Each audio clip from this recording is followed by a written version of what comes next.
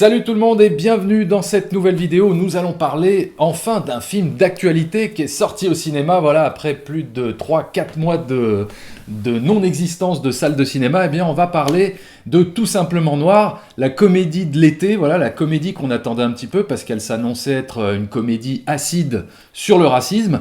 Et donc, eh bien j'avais pas envie d'en parler tout seul, donc voilà, j'ai voulu me faire un petit featuring avec mon voisin.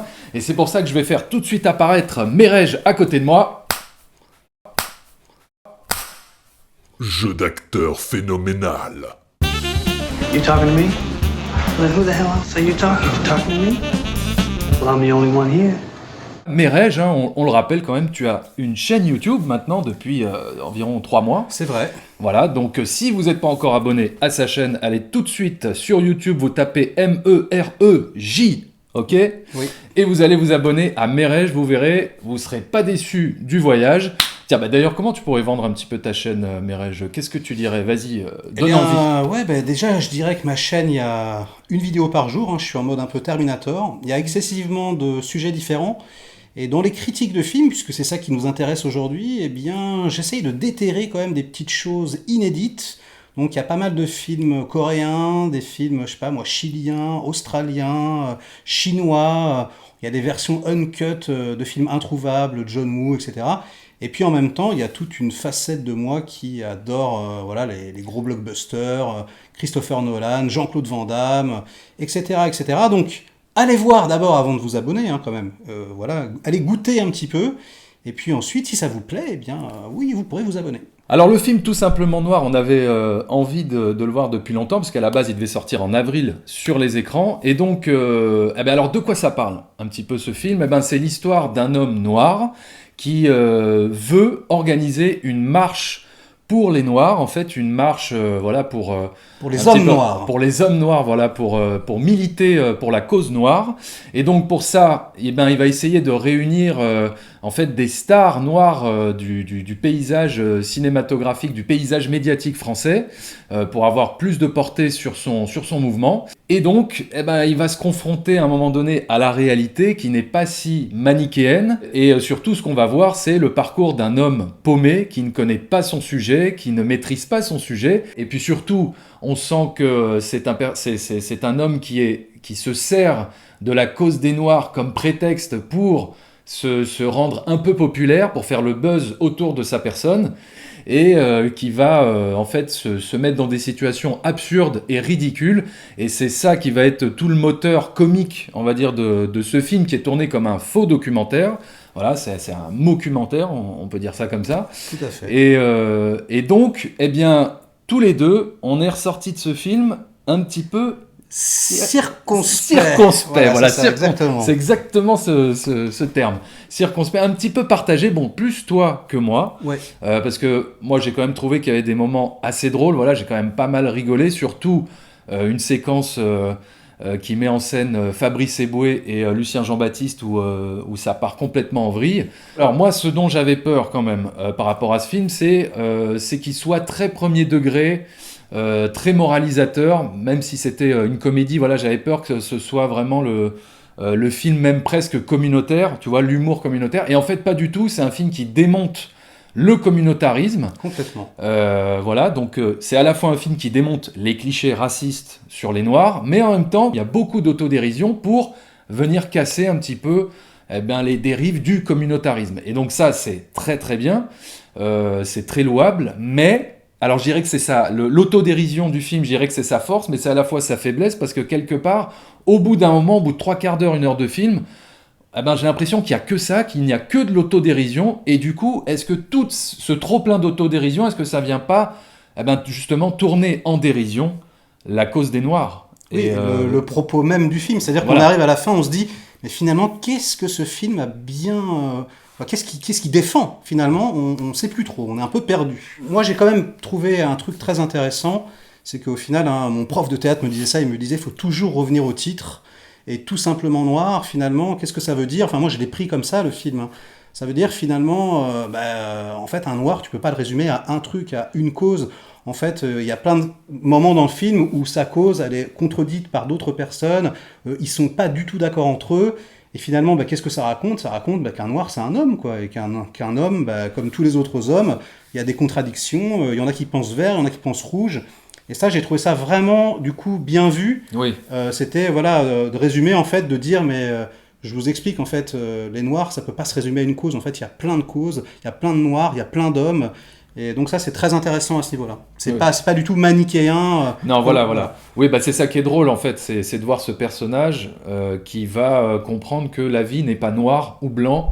Et comme tu dis, et qui va se confronter à toute à la complexité de l'être humain, quoi, tout simplement. Au vu de la bande-annonce, moi je pensais que j'allais voir une comédie vraiment acide et limite coup de poing sur le racisme et tout, avec évidemment du second degré, etc., comme le laissait un peu présager la bande-annonce. Mais finalement, j'y ai pas tellement vu une comédie coup de poing, mais plus une comédie caresse. Je sais pas si tu vois ce que je veux dire. Je trouve que finalement, ça reste assez sage dans la manière de dénoncer le racisme, ou même de critiquer la dérive du communautarisme.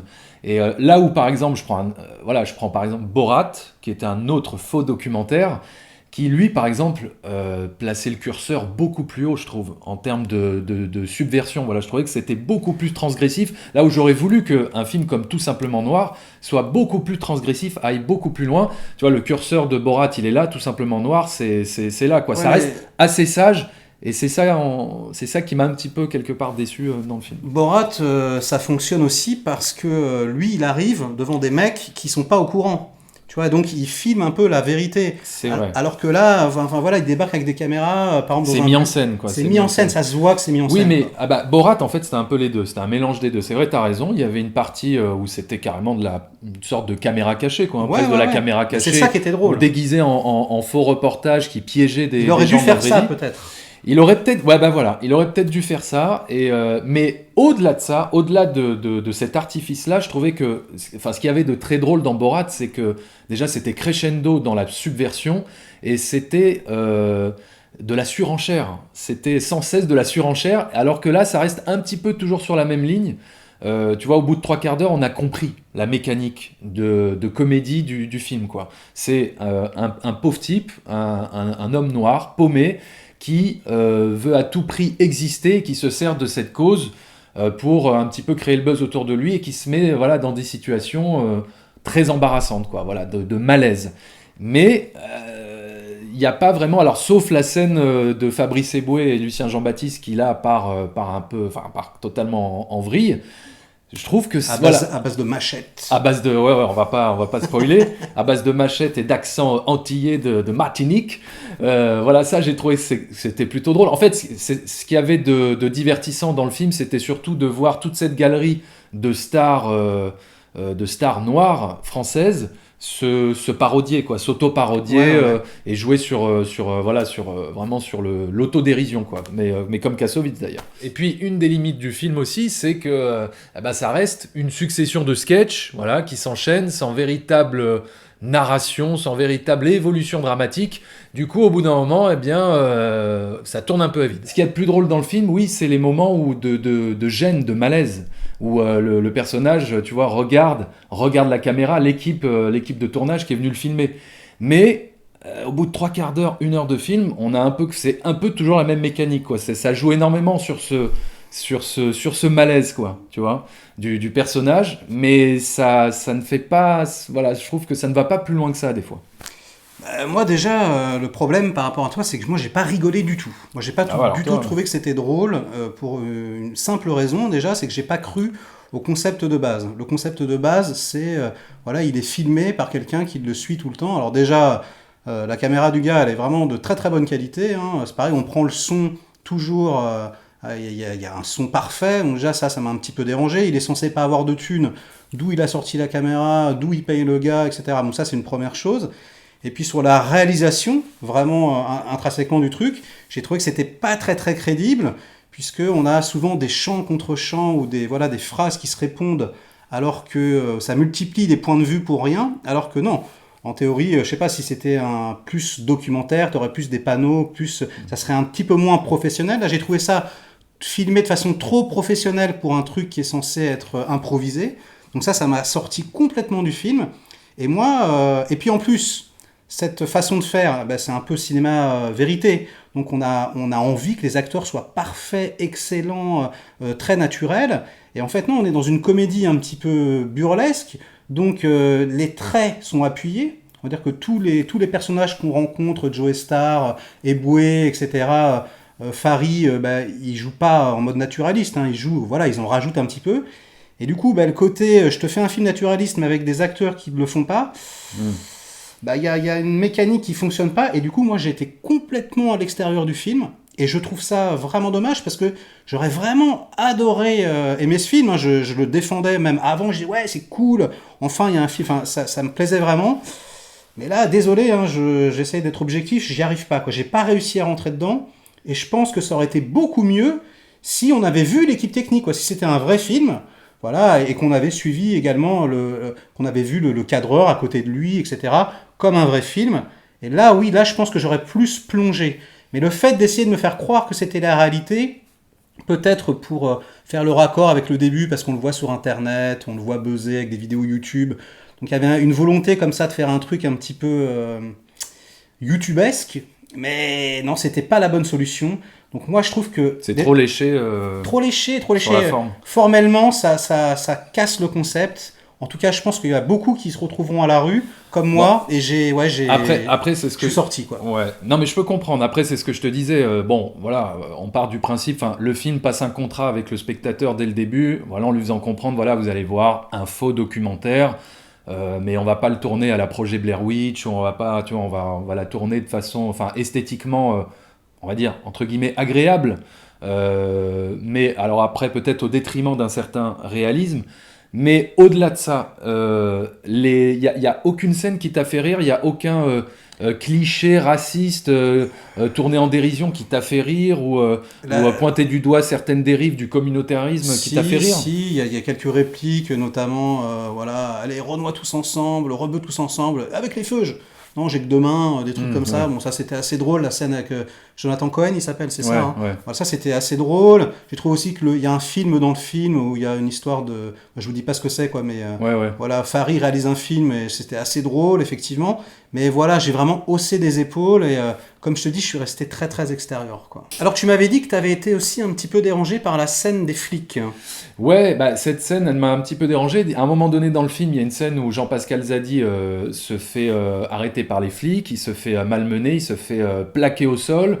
Hein, on lui jette une bombe lacrymo sur la tronche. Évidemment, ça rappelle l'actualité avec ce qui s'est passé aux États-Unis avec George Floyd, alors que le film a été tourné bien longtemps avant. Mais en fait, cette scène m'a dérangé parce que elle tombe un peu comme un cheveu sur la soupe dans un film qui ne fait qu'enchaîner, qui est une succession de sketchs, voilà. Et c'est un peu l'élément déclencheur, comme c'est à cause de ça qu'il buzz sur Internet.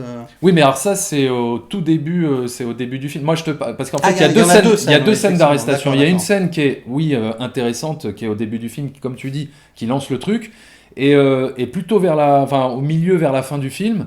Il y a cette scène où il se fait arrêter et ça tombe un peu comme un cheveu sur la soupe parce que elle apparaît comme ça soudainement entre deux séquences de comédie, mais sans qu'elle soit bien amenée en fait. C'est ça qui m'a dérangé, comme si le réalisateur avait vu tout son film au montage et s'est aperçu qu'il avait oublié de parler de quelque chose, qu'il avait oublié peut-être de parler des violences policières à l'égard des Noirs, tu vois, et qu'il s'est dit attends, il faut quand même montrer ça, il faut quand même parler de ça, et du coup je trouve que cette scène ne marche pas très bien, elle a pas l'impact qu'elle aurait dû avoir. Moi je sais pas si je suis d'accord avec toi, mais en tout cas je trouve qu'elle ne marche pas déjà parce que par rapport à ce qu'on a vu dans les infos, etc., ça se voit que c'est reconstitué. Enfin, je sais pas, on sent que c'est pas vrai, quoi. Moi, c'est un peu le même reproche que sur tout le film. En fait, j'y ai pas cru, en fait. En tout cas, je vous encourage quand même à aller voir le film. Hein, voilà, peut-être qu'on chipote un peu, peut-être qu'on se prend un peu trop la tête, mais en tout cas, moi personnellement, j'ai passé plutôt un bon moment, même si j'y ai trouvé certaines limites au film. Donc je vous encourage à aller le voir. Puis de toute façon, il n'y a pas 40 000 films à aller voir au cinéma en ce moment, hein, puisque c'est un peu le désert. C'est vrai. Et voilà, donc si vous avez envie de vous changer les idées, si vous avez envie de vous marrer un petit peu, allez voir Tout simplement Noir. Une comédie sympatoche, sympathique, mais peut-être un peu trop sage pour être vraiment la comédie coup de poing que les critiques presse laisser plus ou moins entendre. Voilà, n'hésitez pas à nous dire ce que vous en pensez dans les commentaires. Est-ce que vous avez aimé ce film? Est-ce que vous l'avez trouvé efficace?